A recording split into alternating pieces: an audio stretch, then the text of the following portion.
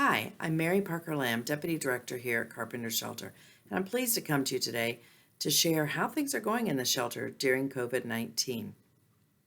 First, I should say business as usual is not business as usual. We've made a lot of changes, but we've been able to make those changes and ensure the safety of those we serve because of the amazing work of volunteer staff and our supporters. As you all know, our volunteers are no longer allowed in the building, but volunteers still serve lunch and dinner each and every day. They bring those meals to our vestibule, and then those meals are served to our guests by staff. Our volunteers are also still sending disinfectant wipes, sanitizers. They're making homemade masks. We're very grateful for all of these, and we need those to keep coming. Thank you.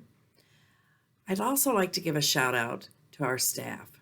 Some of them are working from home, but many of them are working here in the shelter. Because of the fact that we don't have volunteers in the building anymore, our staff are having to do very different things. Case managers and therapists are serving lunch. They're answering the front desk phones. They're letting guests or residents into the building. So they're doing many different things and also putting themselves at risk each and every time they leave their home. To me, they are truly the unsung heroes of Carpenter's Shelter.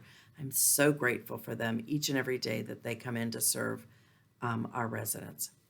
So let me bring you up to date on those we serve. As some of you know, a few weeks ago, with the help of the City of Alexandria, we moved our families to hotels. We needed to give them the opportunity to social distance, and with the limited space that we had here, just wasn't possible. So each of our 8 families were placed in a hotel with small kitchenettes so they can serve their meals, and they are safely living there right now. This allowed us to, our individuals to be spread throughout the building. So normally our single men and women are in rooms that house 6 or 8 people, but with our families moving to hotels, this allowed us to deploy 2 people per room, giving them the social distancing that is required and is necessary in this difficult time. After we had all of our residential shelter guests settled, we really had to look at our David's Place and our winter shelter guests.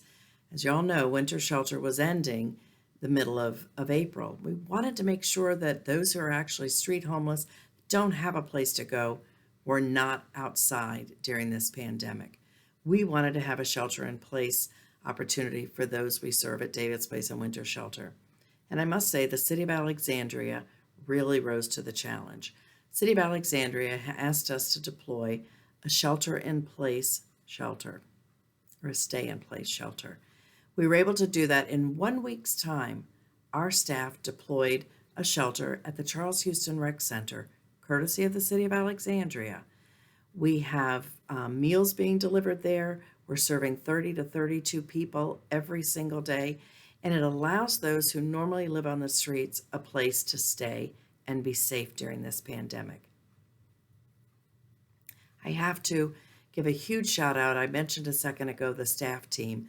They've done an amazing job. Literally in 6 days, we hired new staff because we didn't have enough for this large new undertaking. We hired staff, we deployed all the supplies, and got Charles Houston ready to take care of those we serve on a daily basis at David's Place and Winter Shelter. Again, huge shout outs to our staff, the City of Alexandria, and Charles Houston Rec Center. They absolutely rose to the challenge, and it's the absolute epitome of a partnership. We couldn't be more grateful to all of them. As I said in the very beginning, business as usual is not business as usual here. But I will tell you, it makes me very proud that every person that we serve, and we serve in the shelter alone 325 people every year and over 650 in all of our programs. All of those persons right now are sheltered and safe during this pandemic. They were able to adhere to Governor Northam's executive order and to stay home because we've provided them a home to do that in. And it is all because of your support. So I want to thank you for allowing us to keep our guests safe, taking care of them in this pandemic.